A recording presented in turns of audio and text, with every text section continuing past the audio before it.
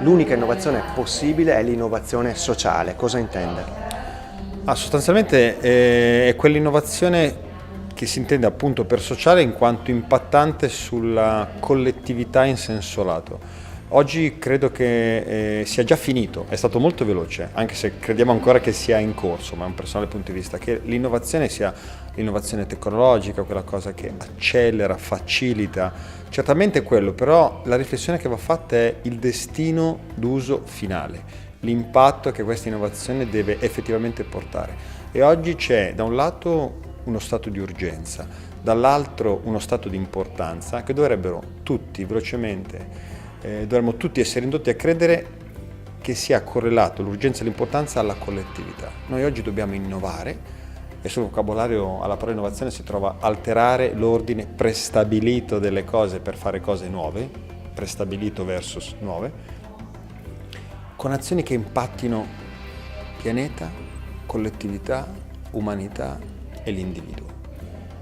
Sociale è tutto ciò che ci riguarda, che riguarda la qualità della nostra vita in quanto parte di un insieme, non in quanto parte della nostra unicità. Noi non siamo unici, ma facciamo parte di una collettività. È importante ricordarsi. Dobbiamo essere dei supereroi al giorno d'oggi. Dobbiamo essere dei nuovi eroi. Il supereroe rischia di indurci a pensare ad una misura non accessibile a tutti. Oppure accolgo la provocazione purché noi ci si dica che il supereroe, come accadeva nei fumetti, in realtà era quella persona normale, Clark Kent, Superman, che a differenza di tutti gli altri impiegati, cioè gente normale, si deresponsabilizzava e lasciava che le cose accadessero, e quindi che il cattivo volesse distruggere la città riuscendovi, so chiaramente la metafora dei comics. In realtà si chiudeva in una cabina, indossava quel mantello che era il suo superpotere, che non era il mantello, era una metafora, era l'assunzione di responsabilità, usciva e combatteva il nemico. Ma era un impiegato, era una persona normale, non era figlio di un dio. Aveva un superpotere che era la volontà e l'orientamento alla collettività. Non a caso difendeva la città e aveva un punto debole, infatti soffriva della criptonite. No? È il suo nemico, perché noi siamo deboli e questa debolezza dovrebbe essere quella cosa che ci mantiene vivi, no? Mai eccessivamente arroganti, però fortemente guidati e orientati dalla volontà di incidere. La mia è una provocazione, da uomo di marketing, di comunicazione, ovviamente come ormai tutti ho intercettato questo flusso che ci costringe a cercare di essere tutti 2, 3, 4.0 qualche cosa. Non c'è più un convegno di natura industriale che non parli di industria 4.0, non c'è più un professionista o un'impresa che non si autodefinisca almeno 2.0, no? Che cos'è tutto questo? Io non lo so, mi sembra una cosa, diciamo, simpatica per non essere scortese. Mi sembra una cosa anche di pura tendenza. Certamente è utile per semplificare il concetto di un flusso evolutivo di una cosa.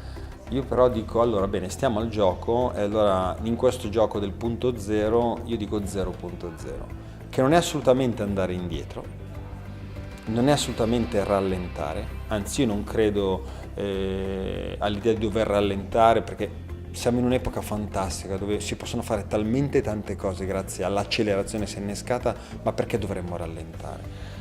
Ma perché dovremmo tornare indietro? Indietro a cosa? No? I famosi teorici del si stava meglio quando si stava peggio. Si stava meglio quando si era in relazione ai valori, che non a caso era un'abitudine che faceva parte di un altro tempo. Allora lo 0.0 che cos'è? Una provocazione a mantenere la velocità, ma a focalizzarci sull'orientamento. Secondo me l'orientamento finale che ci deve guidare costantemente è appunto un valore universale. Quindi veloci, profondi, intensi, ma orientati al bene del tutto. Chiudiamo con un'ultima riflessione. Lei gradirebbe la nascita di un movimento del silenzio. Cosa significa? Io gradirei, io mi adopererò.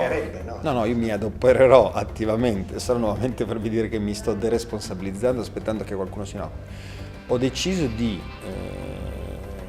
sì, mi piace l'idea della nascita di un movimento che non è affatto nell'accezione politica a noi nota di questi tempi. Il movimento è un flusso che va da un punto ad un altro, no?